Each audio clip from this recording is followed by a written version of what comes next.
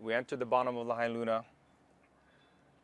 Very heavy smoke. Traffic was gridlocked coming out of neighborhoods. And keep in mind, this is pretty tight neighborhoods. You know, houses are pretty close together. A lot of people trying to evacuate. As we go into Lahaina, we make a right, and there's an engine company, another engine company fighting the fire, fighting a structure fire in this neighborhood on the bottom. And so our thought process was to go farther back into the neighborhood to try and prevent it from spreading even further. I think we drove maybe a couple minutes and realized it was too intense in there. There's too many structures involved, too many people trying to evacuate. And so we turned around. And just in that short time span from going up into the neighborhood and turning around, the structure right next to the other engine company was involved already. So we stopped there, we pulled our lines, and we started initiating an attack on that structure. And within a few minutes, we got a call to evacuate the neighborhood. We got into our trucks, we tried driving out the way we came in, but it was gridlocked with people, both lanes. You know, people still in their cars trying to get out, you know, which was definitely a heavy issue at the time. People were trying to go, but it was gridlocked. We got reports that the top of the neighborhood was open, so we ended up going back into the black smoke, back into the involved structures. Another engine company, a third engine company, was coming down, and we face to face, and they told us that it was blocked at the top as well. So the only option we had at the time was find a safe space to shelter in place and basically try and wait out the initial blow-by of the fire. And we were there for a little while, trying to position our apparatus, pulling hose lines to make sure that we wouldn't catch on fire, you know. And it got to a point where it was just so hot in our cab, in our fire apparatus, that, you know, the windshield started bubbling. My steering wheel was off gassing. And so we actually had to get out of our apparatus and kind of seek shelter on the downwind side of the apparatus, all trying to conserve our air. And at that point, you know, we were sitting there, and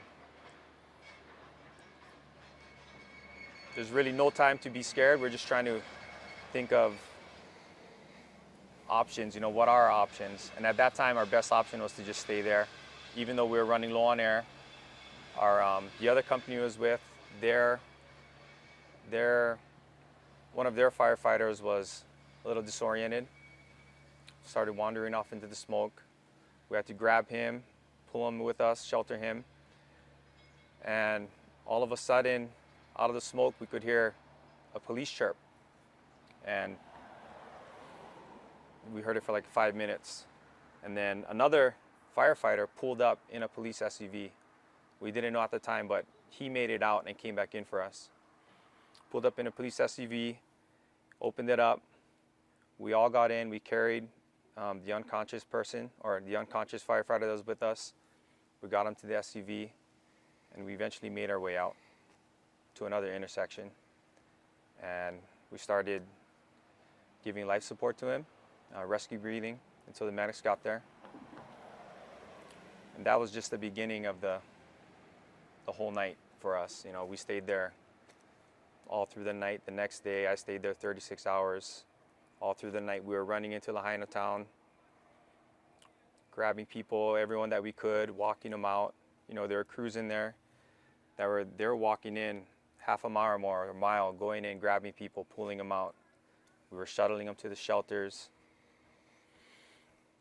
Coast Guard and some other, like, personal watercrafts were out there grabbing people from the water, you know, shuttling them. It was just, the fire moved so fast. Too many people were lost. And, you know, at times as a first responder, you wish you could do more, you know, to save people. But